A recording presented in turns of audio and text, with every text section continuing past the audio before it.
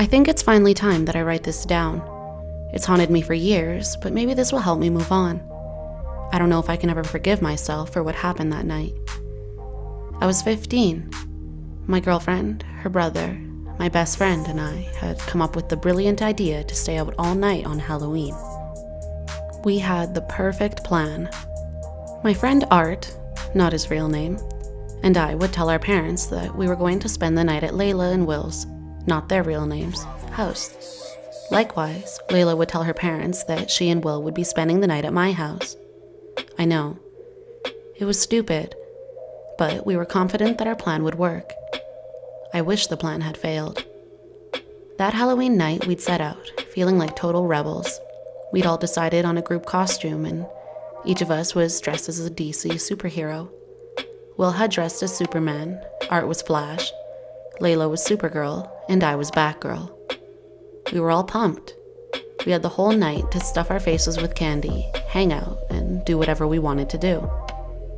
After we'd trick-or-treated for about 3 hours, I'm not kidding, people started shutting off their doors. By 12, there wasn't a single light on or door open.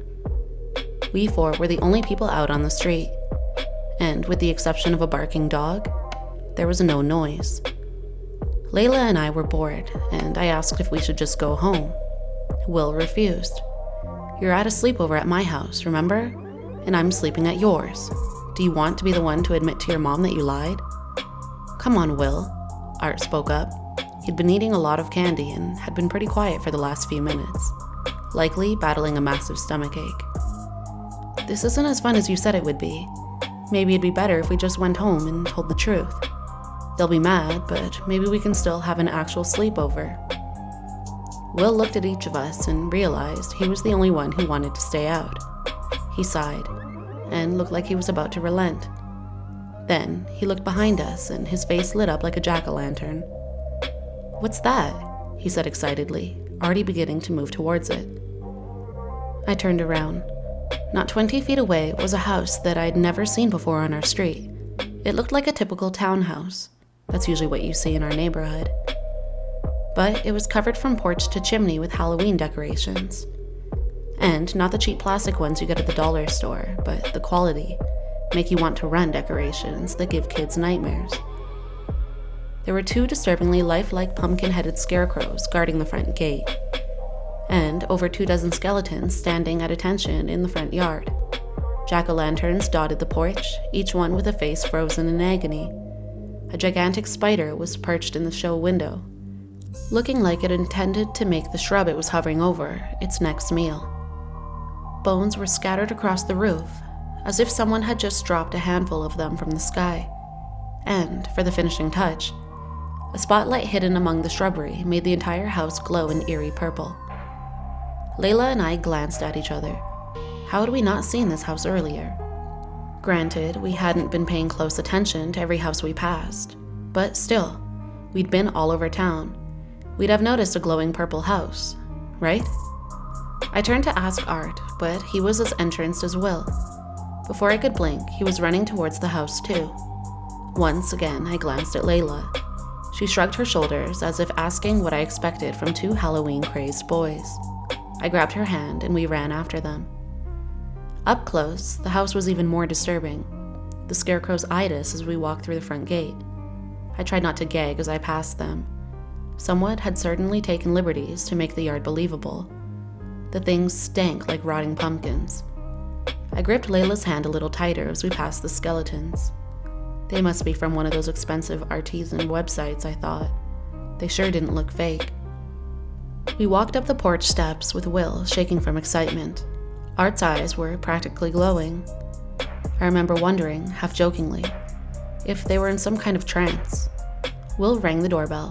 It was the sound of a church bell and resonated throughout the house. "Trick or treat!" we shouted dutifully. Although Layla was practically crushing my hand, I was grateful for it. I needed to know that I wasn't the only one who found all of this unsettling. The door was practically thrown open. A gorgeous woman stood in the doorway. She had long legs and thick copper hair that stood at her shoulders, black eyeliner and blood-red lipstick. She was dressed in revealing costume and grinned when she saw the 4 of us.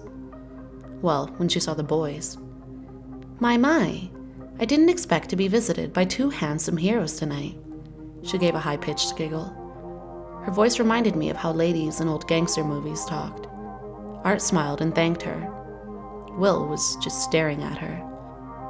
I took a step closer to Layla. That's when the lady noticed us. I think she knew immediately that we weren't as captivated as the boys were. Not by her house or her beauty.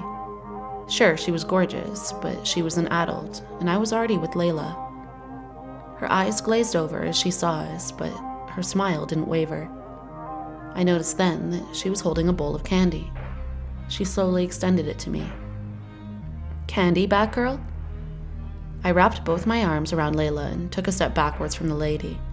I could tell she wanted something, and that it wasn't anything good. No thanks, we've already eaten too much candy. It wasn't a lie. We'd eaten half of our candy throughout the evening. The woman's smile wavered and she blinked 3 times, as if it was the last thing she'd expected. I noticed something strange about her eyes. They were kind of cloudy. She turned and offered candy to the boys. Will took a full handful, while Art only took 2, obviously still suffering from stomachache. I glanced again at the candy. The pieces weren't in wrappers, and it didn't look like any brand I'd ever seen. It sort of resembled malted milk balls, except bigger and lumpier. When the boys had finished their candy, the woman looked at the 4 of us. You must be parched. Why don't you come in for some apple cider? She gestured to the front door, which stood gaping open, like a mouth. Layla physically leaned away from the door. She wouldn't go in there for $1,000, let alone a glass of cider. I agreed with her. I forced a smile. No, thank you. We turned and started to get off the porch when I realized that Layla and I were alone. Will and Art were gone, and so was the woman. My heart rate tripled. They went in the house. My stomach hurt. Should we call the police? What could we say? That a pretty lady with a spooky yard had lured 2 boys into her house with apple cider? Even if that didn't sound crazy, we were 2 teenagers out past midnight on Halloween. Not exactly what the cops would consider trustworthy. Plus, we couldn't prove that she still wanted to hurt the boys. Still, we had to make sure that they were okay. We started walking around the house. On the left side, there weren't any windows. This made sense, though, it being a townhouse and all. The back of the house had a porch, but the windows and doors were all covered. The right side of the house yielded the same results as the left, leaving us only one option: the show window. We maneuvered around the skeletons in the yard and went as close as we dared up to the window. I, being dressed in black and thus harder to see, decided to look in the window while Layla, dressed in bright red and blue, made sure the lady didn't come out of the house. Before peering in, I took an uneasy glance at the giant spider. Against my better judgment, I touched it. Solid plastic. I sighed and told myself not to be so jumpy. I peered through the window. I was staring at a lit fireplace. It seemed to be the only light source in the room. It was pretty dim in there. Still, I could make out 2 enormous armchairs on either side of the fireplace. I could make out Art's bright red Flash costume and could see the blue from Will's costume. They were both slumped in the chairs as if asleep. There was a coffee table between the chairs, holding 2 half-empty glasses of what could only be apple cider. In the center of the room stood the lady. She was standing up as straight as a rod, her arms lifeless at her sides. Then, with no warning, her right arm shot straight up. She held it there for a second, then let it fall. A second later, she did it again, with the other arm. Then I swear she started growling. As if this was a signal, Will and Art got up. I could tell that their eyes were closed, but they came right over to her. She put her left index finger on Art's forehead, and her right index finger on Will's forehead, and she began to chant. Venenum sanitatum, age pure. Langorum sanitas, nescio commodo, lantina, loci, ut alligent. All 3 of them suddenly began to convulse. Art went down, followed by Will. They both started to kick wildly. Then their kicks became weaker, as if they were losing energy. Then they stopped. I must have made a noise. Layla told me later that tears were streaming down my face. I must have sobbed without knowing it. because the lady turned around. Her eyes were completely blue, with no pupils to be seen. Her mouth was hanging open with saliva, the color of her eyes dripping from her lips, and her face was starting to melt. I screamed, Layla screamed. I shoved myself away from the window and landed flat on my back. The wind was knocked out of me, but I was too scared to care. Layla yanked me to my feet and we just started running. We charged through the skeletons, which I now thoroughly believe were real. As we charged through the gate, I knocked over one of the scarecrows. Its head smashed into bits on the ground, revealing a human skull underneath. We ran, not knowing where we were going and not caring. We finally ended up in front of my house, and we both collapsed into each other's arms, sobbing. I told my mom everything. At first, she thought I was making up a story to get out of lying to her. But one look at our faces and she knew we were serious. She called the cops immediately. When they investigated the strange house, they made a shocking discovery. It belonged to a Miss Smith, not her real name, who was a woman in her 20s and fit our descriptions. But she'd been on vacation in Alabama with her mother for the last 2 days. They never found their bodies. Art and Will remain missing to this day. The police don't believe our account of some life-sucking witch.